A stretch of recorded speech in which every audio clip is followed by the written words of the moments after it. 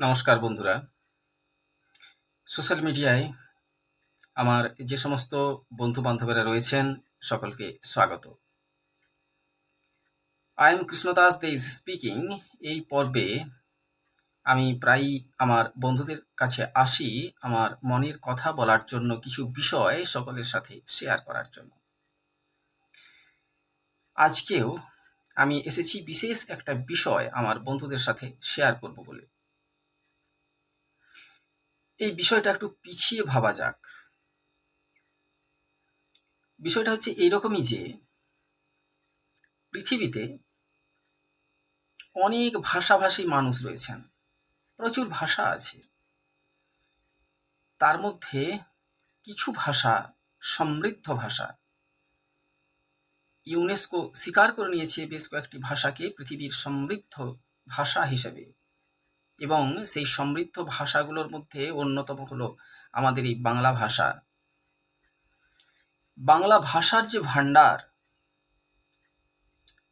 সেটা অত্যন্ত তাৎপর্যপূর্ণ। শুধু তাৎপর্যপূর্ণ বললেই হবে না, এটা একটা বিশাল এবং সমৃদ্ধ ভাণ্ডার রয়েছে বাংলা ভাষার। এই বাংলা ভাষায় ছোট গল্প, কবিতা, প্রবন্ধ, উপন্যাস থেকে শুরু করে বিভিন্ন ধারার রচনা, লেখা সমৃদ্ধ করেছে আমাদের এই বাংলা ভাষাকে। বাংলা ভাষাকে সমৃদ্ধ করেছেন মাইকেল মধুসূদন দত্ত থেকে শুরু করে রবীন্দ্রনাথ ঠাকুর, জীবনানন্দ দাশ, নজরুল ইসলাম, সুকান্ত ভট্টাচার্য, এই সমস্ত প্রখ্যাত কবি এবং সাহিত্যিকেরা। তো বাংলা ভাষা নিয়ে আমি এখানে বিস্তারিত আলোচনা করছি না। আমি যে বিষয়টা বলতে চাইছি সেটা হচ্ছে বাংলা ভাষায় ভক্তিমূলক সঙ্গীত। পৃথিবীর প্রায় সকল দেশেই, সকল কমিউনিটির মধ্যে এবং সকল ভাষাতে এই ভক্তিমূলক সঙ্গীত রয়েছে, যেটাকে ইংরেজি ভাষায় বলা হয় ডেভোশনাল সং। এই ডেভোশনাল সং যেমন ইংরেজি ভাষায় আছে, তেমনি ফরাসি বলুন, ল্যাটিন বলুন, হিন্দি বলুন, উর্দু বলুন, বাংলা বলুন, প্রতিটি ভাষাতেই কিন্তু রয়েছে। তো আমরা জানি বাংলা ভাষাভাষী মানুষজন, তাদের বেশিরভাগ বসবাস আমাদের এই পশ্চিমবাংলা, বাংলাদেশ, ত্রিপুরা। এছাড়া রয়েছেন ইংল্যান্ড, আমেরিকা এবং কানাডায় প্রচুর বাঙালি আছেন। আর এই সনাতনী বাঙালি, অর্থাৎ হিন্দু ধর্মাবলম্বী বাঙালি যারা আছেন, তাদের ক্ষেত্রে তাদের প্রধান উপাস্য দেবতা হলেন মা কালী। তাই দেখবেন বিদেশেও যেখানে বাঙালি আছে সেখানেই কিন্তু একটা করে কালী বাড়ি আছে, কালী মন্দির আছে। আমাদের দেশে দিল্লিতে যেমন আছে, কলিকাতা তো বটেই, কালীর উপাসনা ক্ষেত্র বলেই শহরটার নাম কলিকাতা। দক্ষিণেশ্বর, কালীঘাট থেকে শুরু করে প্রচুর কালী মন্দির আছে। আর মুসলিম ধর্মাবলম্বী যারা যে সমস্ত বাঙালিরা রয়েছেন, তাদের সম্পর্কে কিছু বলবো না, কারণ ইসলামের সঙ্গীত তো হারাম। তাহলে যে সমস্ত মুসলিম ভাই বোনেরা সঙ্গীত চর্চা করেন, ইসলামের দৃষ্টিতে তারা হারাম কিনা, তাদের সে সমস্ত যারা মৌলানা মৌলবী আছে তারা বলবেন। তাদের সম্পর্কে কিছু বলার কোনোরকম আগ্রহ আমার নেই। তো এই যে হিন্দু বাঙালি কমিউনিটি সারা বিশ্বে ছড়িয়ে আছে, তাদের মূল ধারাটা, মূল শিকড়টা রয়েছে এই আসাম এবং বাংলায়, যেখানে কালী এবং দুর্গার প্রাধান্য, মাতৃদেবতার আরাধনা হয়। তাই এই মাতৃদেবীর ছাপ পড়েছে আমাদের সাহিত্যে, আমাদের রচনায়, আমাদের সঙ্গীতে। সেই চর্যাপদের যুগ থেকে, মঙ্গল কাব্যের যুগ থেকে বর্তমান সময় পর্যন্ত, মঙ্গল কাব্য যুগে চণ্ডীমঙ্গল, মনসামঙ্গল, দেখুন সেই মাতৃদেবতার আরাধনা। বর্তমান সময়ে রামপ্রসাদ বলুন বা বিভিন্ন ধারার পানালাল ভট্টাচার্য বলুন, এই যে শ্যামা সঙ্গীত, এগুলোও কিন্তু রয়েছে। তো বাংলা ভাষায় যদি ভক্তিমূলক সঙ্গীত বলি, তাহলে সেটাকে প্রধানত আমরা দুটো ভাগে ভাগ করতে পারি। একটা হচ্ছে বৈষ্ণবীয় সঙ্গীত, যেটা শ্রীকৃষ্ণ কীর্তন, শ্রীকৃষ্ণ এবং চৈতন্য মহাপ্রভুর যে বন্দনা গান গাওয়া হয়, যেমন খেলিছ এই বিশ্বলয়ী বিরাট শিশু আন মনে খেলিছ, এটা শ্রীকৃষ্ণের ভজন। তো এই কৃষ্ণ ভাবনা সমৃদ্ধ কিছু সঙ্গীত রয়েছে। আর কিছু কি আছে না, শ্যামা সঙ্গীত আছে। মজার বিষয় হলো, আমাদের এই বাংলায় কালী মন্দির যত আছে, কালী পূজা যত হয়, তত কিন্তু দুর্গা মন্দিরও আছে এবং মা দুর্গার পূজা এবং আরাধনা বাঙালিরা করে থাকে। কিন্তু একটা বিষয় আমি দীর্ঘদিন ধরে লক্ষ্য করেছি, যে শহর থেকে গ্রাম, কলকাতায় বলুন বা প্রত্যন্ত গ্রামাঞ্চলগুলোতেই বলুন, যখন দুর্গাপূজা হয়, দুর্গাপূজার সে প্যান্ডেলেই হোক বা পারিবারিক দুর্গোৎসব বা দুর্গাপূজা যেগুলো হয় মন্দিরেই, বাজানো হয় যে গান, সেগুলো কিন্তু প্রধানত শ্যামা সঙ্গীত বাজানো হয়। যদিও শাস্ত্র বিচারে দুর্গা আর কালী অভিন্ন, তবুও আরাধনা আমরা করি মাতৃদেবীর দুটো পৃথক রূপে। মা কালীর যে রূপ, মা দুর্গার রূপ কিন্তু ভিন্নভাবে আমরা আরাধনা করি। আবার যারা শিব দুর্গার, হর পার্বতীর আরাধনা করেন, যেমন আমার পারিবারিক দেবী হচ্ছেন, আমার কুলদেবী হচ্ছেন শিব দুর্গা, মন্দির আছে শিব দুর্গার আরাধনা করা হয়। সেখানে মা দুর্গার 10 হাতে 10টা অস্ত্র নেই, সেখানে সেই রণমূর্তি নেই মায়ের, এখানে আছে শান্ত শুভ্র উমা মা, তার মূর্তি। তো সেখানেও আমরা বাজাই কোন গান না, শ্যামা সঙ্গীত। বেশিরভাগ ক্ষেত্রে শ্যামা সঙ্গীতই বাজানো হয়, কারণ বাজারে যে সমস্ত সঙ্গীত পাওয়া যায়, সিডিতেই বলুন, ক্যাসেটেই বলুন, বা বর্তমান সময়ে ইউটিউব থেকে অনেকে বাজান বা পেন ড্রাইভে গান ডাউনলোড করে বাজান, সেখানে কিন্তু রয়েছে শ্যামা সঙ্গীতের আধিক্য। মা দুর্গার ভজন খুব একটা পাওয়া যায় না।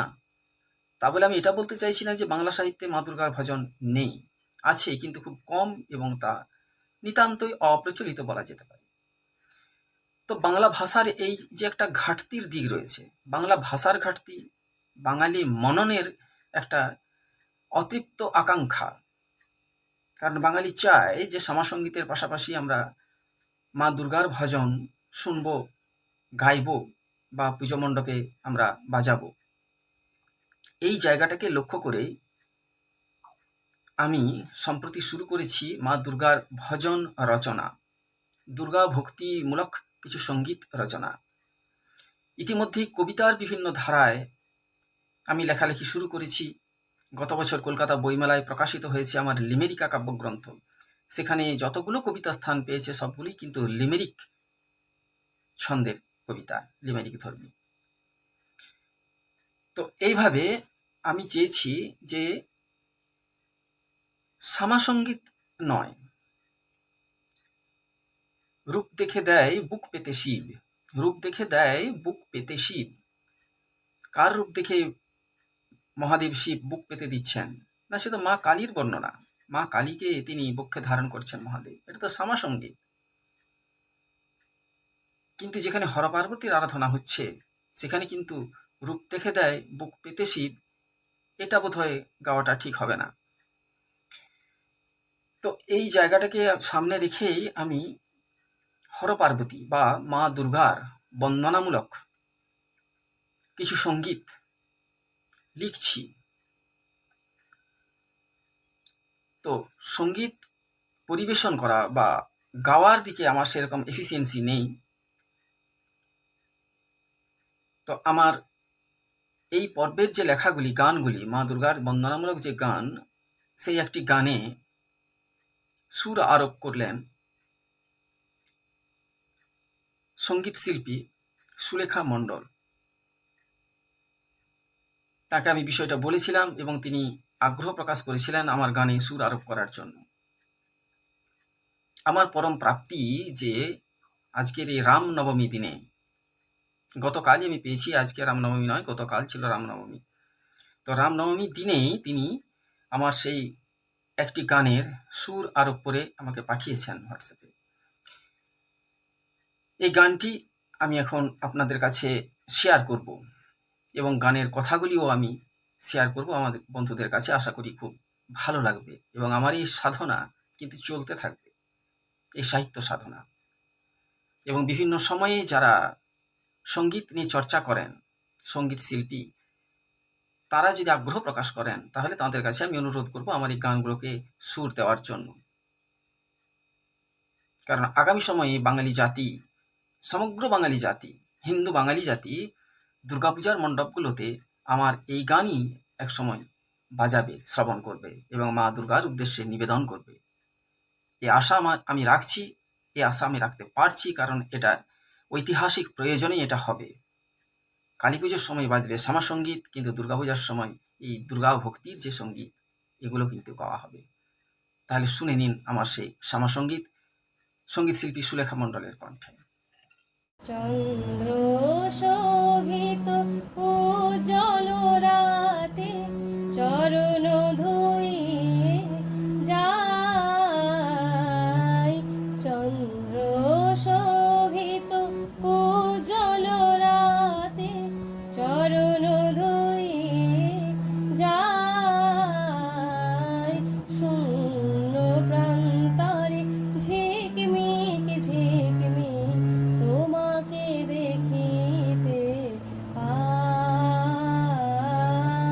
শূন্য প্রান্তরে ঝিকমিক ঝিকমিক তোমাকে দেখিতে পাই। আজকে রাতে শঙ্কর গৌরী কৈলাস শিখরে শিখর সৌরী, আজকে রাতে শঙ্কর গৌরী কৈলাস শিখরে শিখর গৌরী, প্রণত ভুবনে হৃদয় আবরি, প্রণত ভুবনে হৃদয় আবরি তোমার আশীষ চাই, শূন্য প্রান্তরে ঝিকমিক ঝিকমিক তোমাকে দেখিতে পাই।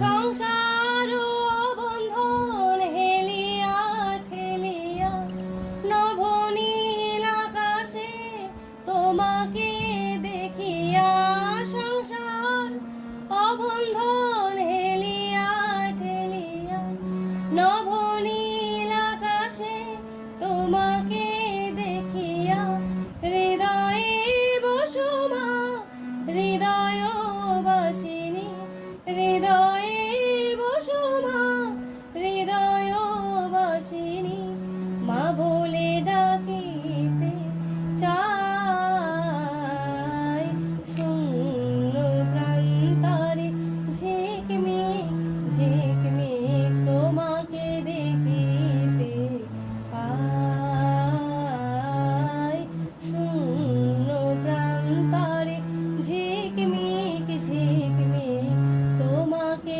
দেখিতে পাই।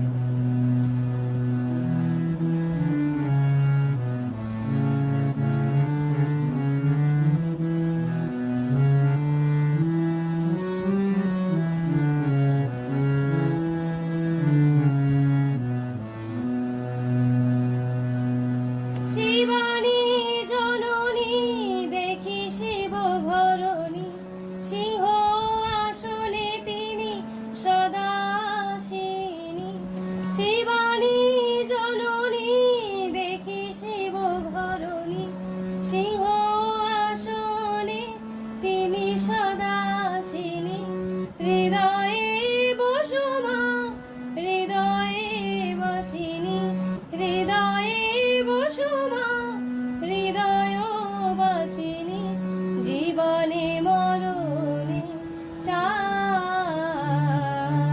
কৃষ্ণ দাসে